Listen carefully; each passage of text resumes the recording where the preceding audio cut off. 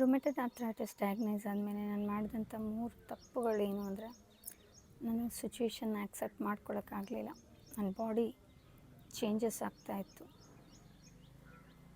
Disease progress ಆದಂಗೆಲ್ಲ ನಾವು ಮೊದಲು ಏನೇನು ಆ್ಯಕ್ಟಿವಿಟೀಸ್ ಮಾಡ್ತಾಯಿದ್ದೆ ಅದನ್ನು ಮಾಡೋಕ್ಕಾಗಲಿಲ್ಲ.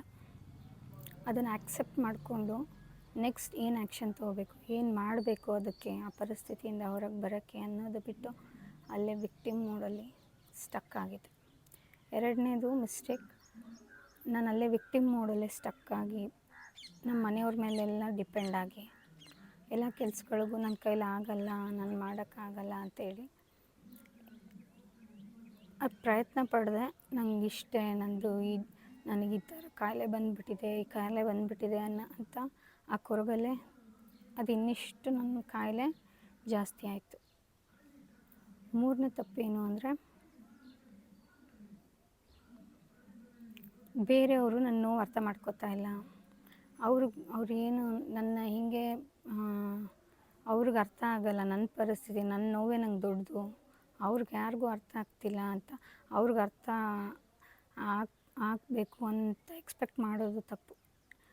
ನಮ್ಮ ನೋವು ನಮಗೆ, ಈ ರುಮೆಟೆಡ್ ಆರ್ಥ್ರೈಟಿಸ್ನ ಅರ್ಥ ಮಾಡ್ಕೊಳ್ಳೋದೇ ತುಂಬ ಕಷ್ಟ. ಇವತ್ತು ಚೆನ್ನಾಗಿರ್ತೀವಿ, ಇವತ್ತು ಓಡಾಡಿ ಏನೋ ಒಂಚೂರು ಚೆನ್ನಾಗಿ ಖುಷಿಯಿಂದ ಇರ್ತೀವಿ. ಅದು ಯಾವಾಗ ಸಡನ್ನಾಗಿ ಅವತ್ತು ರಾತ್ರಿ ನಮಗೆ ಹೇಳಕ್ಕೆ ಬರ್ದಷ್ಟು ನೋವು, ಬೆಳಗ್ಗೆ ಆದರೆ ಎದ್ದೇಳಕ್ಕೆ ಬರ್ದಂಗೆ ಆಗ್ಬೋದು. ನಮ್ಗೆ ಏನೋ ಒಂದು ತಿಂದಿದ್ದರಿಂದ, ಏನೋ ಒಂದು ಮನಸ್ಸಿಗೆ ಸ್ಟ್ರೆಸ್ ಮಾಡ್ಕೊಳೋದ್ರಿಂದ ಅದು ಯಾವ ಕಾರಣಕ್ಕೆ ಏನಾಗಿರುತ್ತೆ ಅಂತ ನಮಗೆ ಐಡೆಂಟಿಫೈ ಮಾಡೋಕ್ಕೆ ಆಗಲ್ಲ. ಸೊ ನಮ್ಮ ಮನೆಯವ್ರ ಹತ್ರ ನಾವು ಮಾತಾಡಬೇಕು, ಈ ಕಾಯಿಲೆ ಬಗ್ಗೆ ಅವ್ರ ಹತ್ರ ಡಿಸ್ಕಸ್ ಮಾಡಬೇಕು.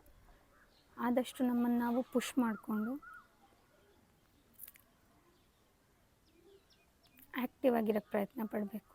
ಆ್ಯಂಟಿ ಇನ್ಫ್ಲಮೇಟ್ರಿ ಡಯಟ್ ಫಾಲೋ ಮಾಡಬೇಕು. ಇದ್ರ ಬಗ್ಗೆ ರಿಸರ್ಚ್ ಮಾಡಬೇಕು. ನಿಮ್ಗೆ ಇದ್ರ ಬಗ್ಗೆ ಹೆಚ್ಚಿನ ಮಾಹಿತಿ ತಿಳ್ಕೊಳಕ್ಕೆ ಆಸಕ್ತಿ ಇದ್ದರೆ, ಇದೇ ಏಪ್ರಿಲ್ 14ರಂದು 11 ಗಂಟೆಗೆ ನಾನು ವೆಬಿನಾರ್ ಕಂಡಕ್ಟ್ ಮಾಡ್ತಾಯಿದ್ದೀನಿ. ರಿಜಿಸ್ಟರ್ ಮಾಡ್ಕೊಳ್ಳಿ.